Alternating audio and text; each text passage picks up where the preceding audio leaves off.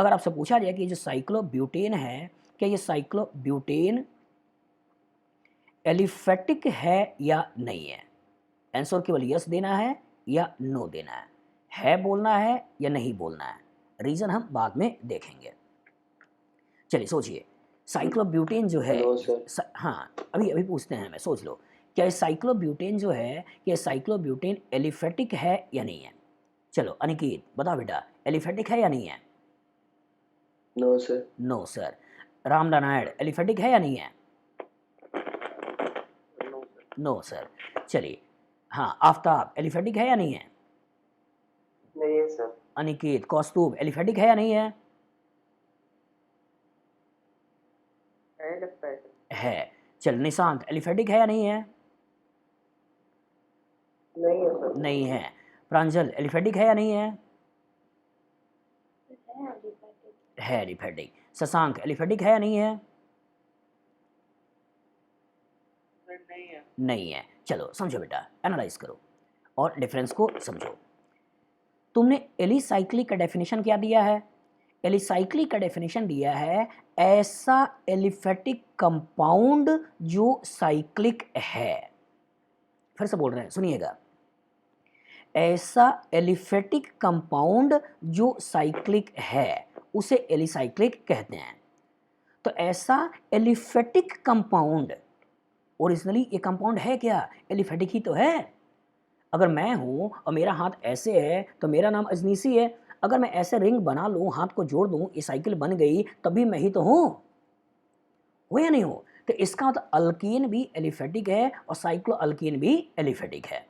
मतलब इनडायरेक्टली होता क्या है कि एलिफेटिक कंपाउंड दो तरह के होते हैं। एलिफेटिक कंपाउंड दो तरह के होते हैं। एक जिसे बोला जाता है ए साइक्लिक है, ए साइक्लिक है, और एक जिसे बोला जाता है साइक्लिक है। तो कायदे से ये जो एलिफेटिक यहाँ लिखा हुआ है ये कंफ्यूज करता है, ये कंफ्यूज करता है। इसलिए कंफ्यूज करता है कि उनका मेन फोकस जो चलता रहता है ओपन चेन में चलता रहता है या एरोमेटिक में चलता रहता है, उनका मेन फोकस एलिसाइक्लिक में नहीं चलता है।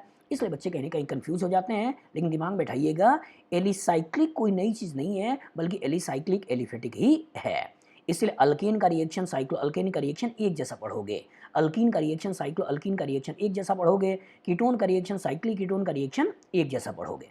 मतलब कायदे से तीन तरह के कंपाउंड होते हैं। एक कंपाउंड जिसे बोलते हैं एलिफेटिक, एक कंपाउंड जिसे बोलते हैं एरोमेटिक, और एक कंपाउंड जिसे बोलते हैं एंटी एरोमेटिक। तो एलिफेटिक और एरोमेटिक ये दोनों तो रूम टेम्परेचर पे एग्जिस्ट करते हैं, लेकिन anti aromatic compound room temperature पे एग्जिस्ट नहीं करता है। तो कभी एलिसाइक्लिक कंपाउंड दे दे और एलिसाइक्लिक कंपाउंड दे के पूछ ले कि क्या ये एलिसाइक्लिक कंपाउंड एलिफेटिक है या नहीं है, तो आपका आंसर होना चाहिए कि एलिसाइक्लिक कंपाउंड भी एलिफेटिक कंपाउंड होते हैं। याद रहेगा? बताइए, याद रहेगा? Yes sir. हाँ, अगर आप इंजीनियरिंग कॉलेज या मेडिकल कॉलेज में एडमिशन लेना चाहते हैं और ऑर्गेनिक केमिस्ट्री से परेशान हैं, तो जुड़िए मुझसे जूम पर लाइव क्लास में। मेरी कोशिश होगी मैं आपके सपने को पूरा करा पाऊँ और ऑर्गेनिक केमिस्ट्री का जो भी डर है वो डर मैं आपके दिलो दिमाग से निकाल पाऊँ। तो ऑर्गेनिक बहुत आसान है, बस प्रॉपर गाइडलाइन अगर आपको मिल गई तो आप ऑर्गेनिक निकाल सकते हैं। और आपको मालूम है कि बिना ऑर्गेनिक केमिस्ट्री के आपकी आईआईटी या नीट में अच्छे रैंक्स नहीं आ सकते हैं। तो रैंक डिटरमाइनिंग सब्जेक्ट भी ऑर्गेनिक केमिस्ट्री है।